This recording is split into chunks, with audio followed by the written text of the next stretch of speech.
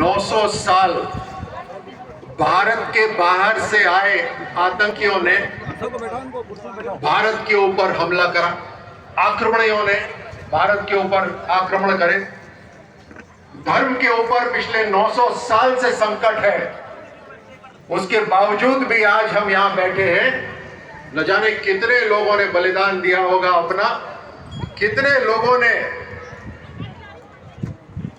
उस समय संघर्ष करा होगा जो आज हम अपनी संस्कृति, हमारा धर्म, हमारी परंपरा सब बरकरार है, सब कायम है और आज हम खुले आसमान में हिंदुस्तानी बनकर या हिंदू धर्म का हम पालन कर रहे हैं। यह हमें याद रखना चाहिए क्योंकि आने वाली पीढ़ी भी हमसे बलिदान मांगती है। जैसे मैंने कहा कि संघर्ष खत्म नहीं हुआ है, अलग तरह का संघर्ष है, लेकिन संघर्ष आज भी है। क्या हम उस संघर्ष के लिए तैयार हैं? हमें महाराणा प्रताप से सीखना होगा। उनके पास ऐसा अवसर था कि वो अकबर के दरबार में जाकर बैठ सकते थे। आप सबने कितनी बार पढ़ा होगा, कम से कम 6 बार उनके पास अकबर के भेजे हुए दूत आए कि महाराणा प्रताप को एक बड़ी गद्दी दी जाएगी अकबर दरबार के अंदर, लेकिन निस्वार्थ उन्होंने इसे अस्वीकार करा। अगर उनमें स्वार्थ होता, अगर वो थोड़े से में बिक जाते तो प्रताप का प्रताप आज हम देख नहीं रहे होते, लेकिन उन्होंने उसको धिक्कार दिया।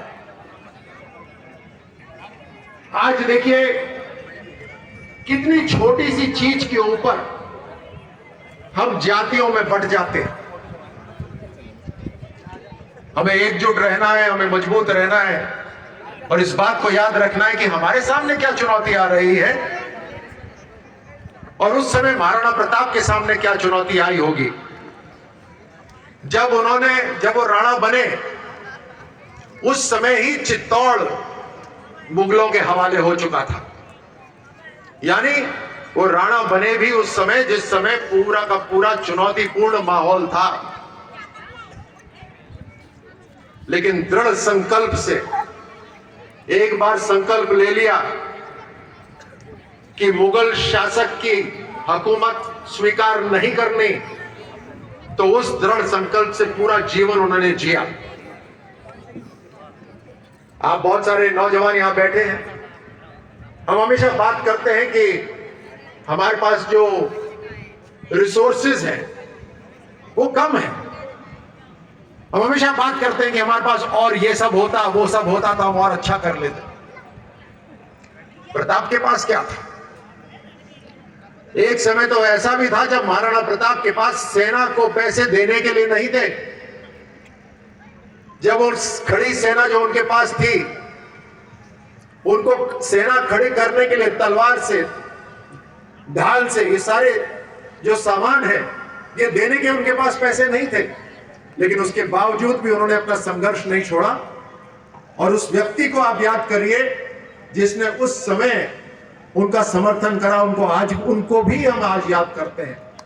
भामाशाह जो उनके मंत्री थे, उन्होंने अपना सब कुछ महाराणा प्रताप को दे दिया कि अगले 12 वर्ष तक आपको किसी से पैसे मांगने की जरूरत नहीं पड़ेगी, इतना मैं धन देता हूं कि पूरी की पूरी चित्तौड़ की सेना तैयार रहेगी, 12 वर्ष तक लड़ती रहेगी। उस भामाशाह को हम आज तक याद करते हैं, उस महाराणा प्रताप को हम आज तक याद करते हैं, उस पन्नाधाई को हम आज तक याद करते हैं जिसने अपना सब कुछ न्यौछावर कर दिया भविष्य के लिए, चित्तौड़ के भविष्य के लिए। जो किताबें हमने पढ़ी, उन किताबों के ऊपर जो असली कहानी थी, जो सच था, वो पूरा लिखा हुआ नहीं। हल्दी घाटी की लड़ाई, जिसको कर्नल टॉड, एक ब्रिटिश हिस्टोरियन होते थे, उन्होंने उसका नाम दिया था बैटल ऑफ थर्मोपल्ली के बराबर।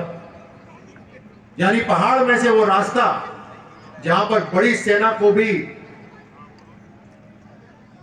एक पतले रास्ते में से निकलना पड़े, ऐसी जगह महाराणा प्रताप ने चुनी जहां उन्होंने मुगल सेना का सामना करा और फिर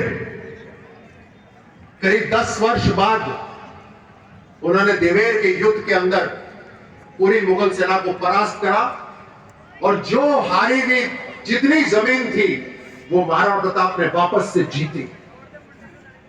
सबक ये होना चाहिए था, लेकिन हमारी किसी भी किताब के अंदर जो यूपीए की सरकार थी, जो कांग्रेस की सरकारें थी, उन्होंने इस बात को कहीं नहीं पढ़ाया कि प्रताप का जो असली इतिहास है, चित्तौड़ का असली इतिहास, वो हमारे बच्चों को पढ़ने को मिले। लेकिन अब ये सब बदला जाएगा पूरी तरह से।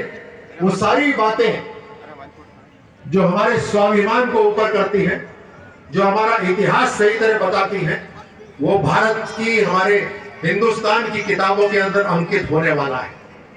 और उसके लिए मैं आपके समर्थन को धन्यवाद देता हूं। बिना आप सबके ताकत के आज जो भारतीय जनता पार्टी है, प्रधानमंत्री मोदी जी हैं, जो ये पूरा बदलाव कर रहे हैं, उनको वो ताकत नहीं मिलती बिना आप सबके आशीर्वाद के।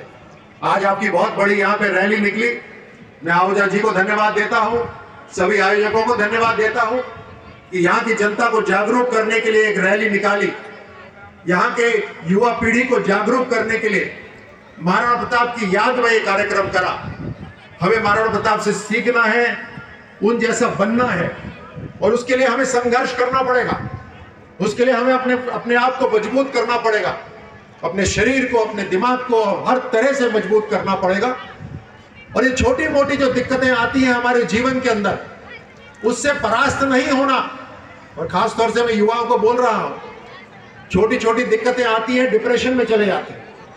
आप वो सोचिए किस तरह से हमारे पूर्वजों ने कितनी बड़ी बड़ी समस्याओं का सामना करा। उसको याद करते हुए, महाराणा प्रताप के जीवन से प्रेरणा लेते हुए हमें उनके कदम पे चलना है। इस भारत को और मजबूत बनाना है। आगे अनेकों संघर्ष आएंगे, आगे अनेकों चुनौतियां आएंगी। आने वाली पीढ़ी हमसे जवाब मांगेगी, क्या हमने बलिदान देने को हम तैयार थे? क्या हम अपना समय देने को तैयार थे? क्या हम अपना साधन देने को तैयार थे? क्या हम लड़ने को तैयार थे? क्या हम भारतवर्ष के लिए खड़े होने को तैयार थे? ये सारे प्रश्न आने वाली पीढ़ी हमसे पूछेगी। इसीलिए आज की युवा पीढ़ी को पूरी तरह से तैयार रहना है। हमें भारत को मजबूत बनाना है, एक सर्वश्रेष्ठ राष्ट्र पूरी दुनिया के अंदर बनाना है। बहुत बहुत धन्यवाद।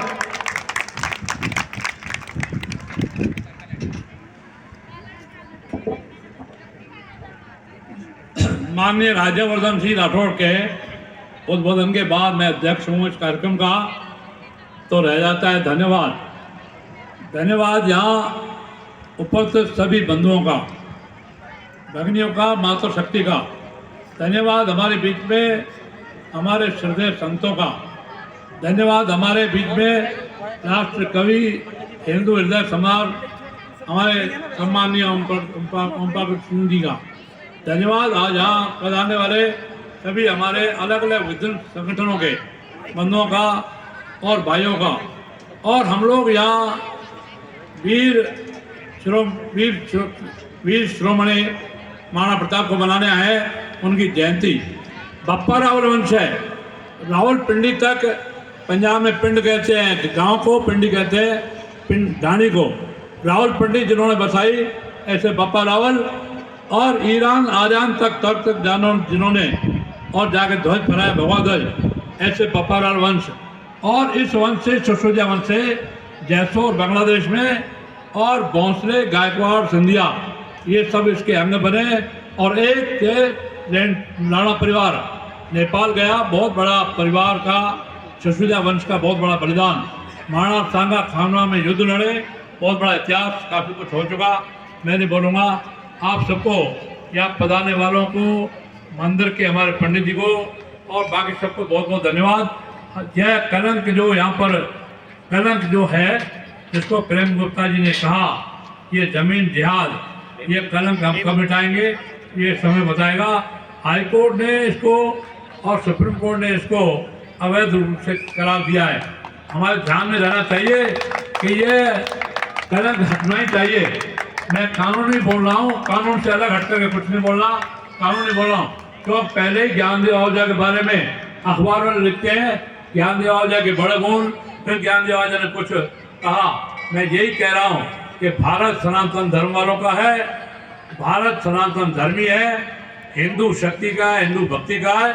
यह कलंक जो हमारे बीच में मज़ारों का है या मस्जिदों का है, यह कलंक इस देश से मिटना ही चाहिए। और हमारे जो 3 लाख मंदिर तोड़े गए उन्हें पुनर्स्थापित करना है। तो हिंदू धर्म की जय बोलना है। अंत में नारे बोल करके, कस करके नारे बोलेंगे, भारत माता की, भारत माता की, भारत माता की, भारत माता की, भारत माता की, वंदे वंदे वंदे वंदे वंदे वंदे वंदे वंदे वंदे वंदे वंदे वंदे वंदे। हमारे बीच में भी सामूहिक रूप से हनुमान चालीसा पढ़ने वाली है। और जो भक्त लोग आप हैं हनुमान जी के, हनुमंत के, और उन सबको प्रसाद भी मिलेगा। प्रसाद के साथ में हनुमान चालीसा ये कार्यक्रम होने वाला है। बकाया वो कार्यक्रम है, बाकी सब कार्यक्रम हो चुके। मैं धन्यवाद फिर बार बार दे रहा हूँ हमारे माननीय ओमकार सिंह जी को और हमारे संतों को जो इतनी देर हमारे बीच में विराजे हैं।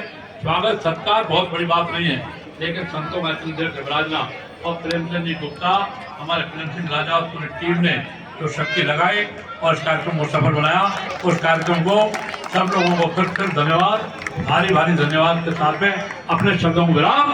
जय श्री राम, जय श्री राम, जय श्री राम।